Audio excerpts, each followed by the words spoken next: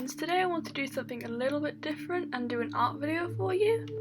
Before I get into actually talking about the artwork, I'll just run over what materials I use. My canvas is a Winsor & Newton 18 by 14 inch. They're canvas balls, which is much better because they don't bend or wobble while you work. And for paints I use the Art London acrylic paints. So my concept for this piece was that the character has been killed by the protagonist in a video game where the characters can't respawn. It's quite a basic concept and by no means is it original, but I've really wanted to implement a pixelated effect into my art for a while now, and when this concept came to my mind I got really excited about finally being able to draw pixels, which sounds ridiculous but oh well.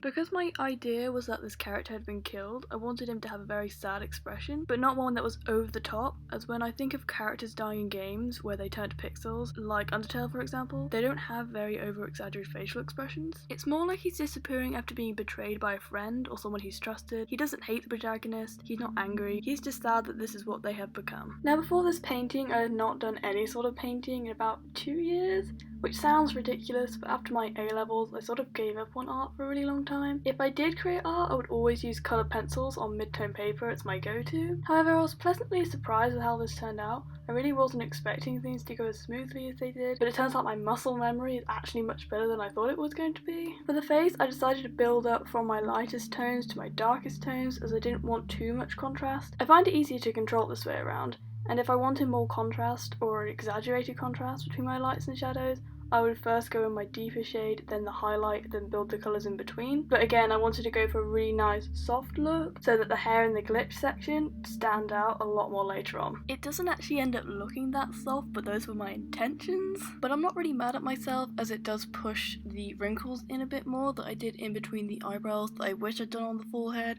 but I wasn't thinking at the time. That's just to show that you do need to use reference while drawing, because I didn't reference anything in this painting, I don't think. No, I referenced the nose. Okay, so I used only one reference. I should have actually referenced a sad face or just looked at myself in the mirror, really scrunching in my eyebrows, and then I would have seen these things before my piece was completed. Because once my piece is completed, I don't want to go back and add things. I feel like there's no point. I feel like I just need to learn from my mistakes and take them on to the next piece rather than continuously going at a piece that I just want to be finished with, because I'm one of those people who gets quite bored of their pieces quite fast. In terms of tone, I wanted to go very cool tone to reflect the mood of the piece. However, my shades go slightly too grey when I get to the darkest shading. I think what happened was I was too worried about my colours going too blue, so I added too much yellow and neglected the red. Basically, I just needed a better balance of red and yellow in order to stop the greenish tone from coming through. But at least I know this for next time, I guess.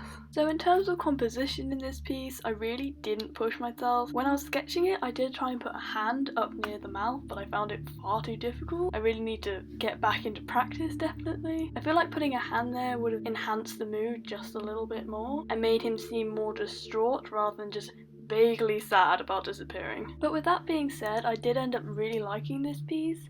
I feel like it's a piece that is really going to inspire me to do more art in the future and maybe even film more art in the future. I did used to really enjoy art. I did it for A-levels, I did it for GCSE, and it's kind of sad that I've kind of fallen out with it. I just didn't have much time for it, but I really want to make time for it now. But yeah, this piece is basically like a guilty pleasure piece. It's an elf. I added some neon tears later on. I gave him blue hair, all the things that I wish I had in real life. I'm currently blonde and it makes me sad. I'm gonna dye my hair tomorrow. Although I do kind of regret making his hair blue. I haven't even got to that bit in the video yet, but yeah, I make his hair blue. And I regret it because I feel like it's too obvious. I get that it kind of enhances the mood, but at the same time, it's just really overdone. I wish I'd gone with something more interesting. Maybe green, so it's still a soft, cool colour, which would still enhance the mood, but without being so in your face, this is a sad piece. Another thing with the hair is that when I originally drew it, I drew plaits at the top of the hair, and then I just couldn't be bothered to paint them, which is the worst excuse in the world for anything. I feel like it would have added more detail at the top of the piece, because in the middle you have the eyes, and then I have the tears, and at the bottom of the piece I added some gems onto his collar, so the piece is left a little bit unbalanced in places. At the same time, I did quite a lot of shading in the hair where I didn't really do this in other areas.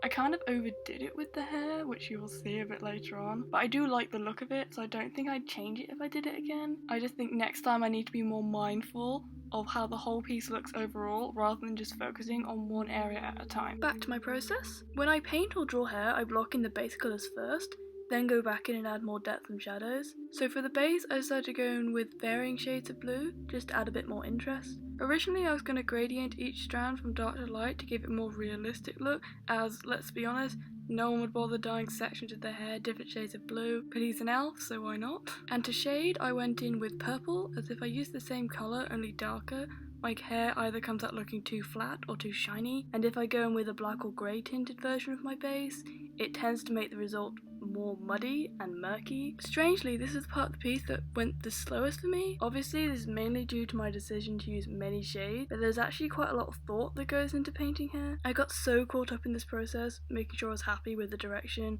the colour placement, the look of where the hair met the forehead, the shape of the head it created. Hair is quite particular actually, especially when trying to create even style throughout. If you don't pay attention, one section could look straighter than another, or a darker strand goes over the top of a lighter one. When I used to draw portraits, hair was always an afterthought. I would always draw the face first and then just draw the hair around it. But now that I actually see the difference in time it takes, with the hair taking almost double the time of the skin, I think I will focus more on hair in the future, as it can really change a piece by how it interacts with the face or the expression, and it can offset the tone or the mood, or even change the time period in which your piece is set. And for this, all I wanted to do was keep the hair out of the face so you could see the eyes. With the hair done, I moved on to the shirt. So when I painted the shirt, I knew that the pixelated section was not only going to cover half of it, but it was also going to be completely solid black with harsh lines and right angles that would make the bottom of the piece really heavy. So to counteract this, I went in with a light muted shade of purple that I hope would make the shirt overall read as white, and I also tried to keep all my lines curved to create more of a consistent disconnect between my character and the background. There isn't much detail in this shirt, which is positive, as it means it doesn't distract from the more important focus points in the piece, but it really is just a boring white shirt. I don't really like drawing clothes, but there was too much space in this section not to put clothes on him. If this area was much thinner, I'd probably make him shirtless, but you can't improve on something that you never actually do. I am definitely going to have to dedicate a section of my sketchbook to drawing clothes and fabrics in the future. After the shirt, I moved back up to the face and painted in the eyes and the lips. I really struggled with the lips, as you can tell by the many different shades I tried, so I ended up doing them off camera at a later point. In the end, I'm painting them the same way I did the hair, first blocking in the colour and then going in with a more blue toned shadow, and then added a highlight with a pale pink. In the end, I was happy with them. I just wish it hadn't taken me so long, as they are such a small area of the overall piece. In the eyes, I used the same blue as the hair, and this ended up being the only place that I was really glad I decided to use blue, as it added a layer of innocence to my character that wasn't there before. I think the eyes tell the story that what is happening to him isn't his fault, that he didn't do anything to deserve disappearing, as he is a well-meaning character in this imaginary game. For added emotion, I also made them bloodshot, as I was planning on adding tears, and you can't really have tears without bloodshot eyes. And I also completely forgot to add eyelashes. I remember being really torn on where the eyelashes should go when I was originally sketching everything out,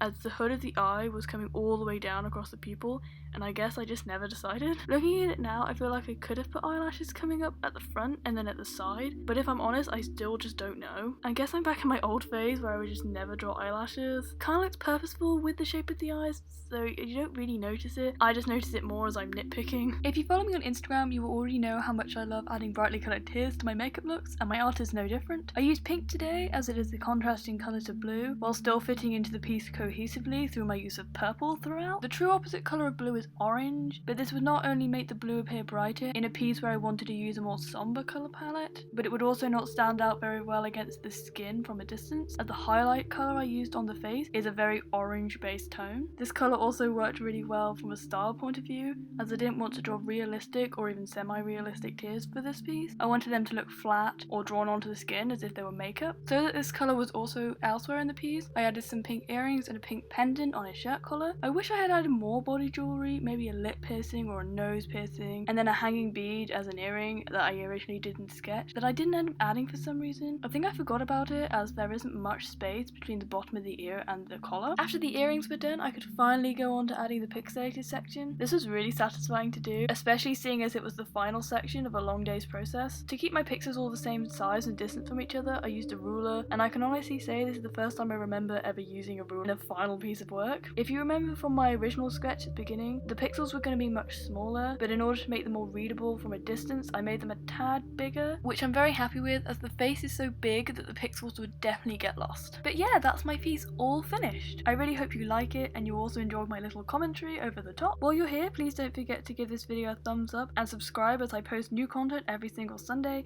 and I'd love to see you again. Bye for now!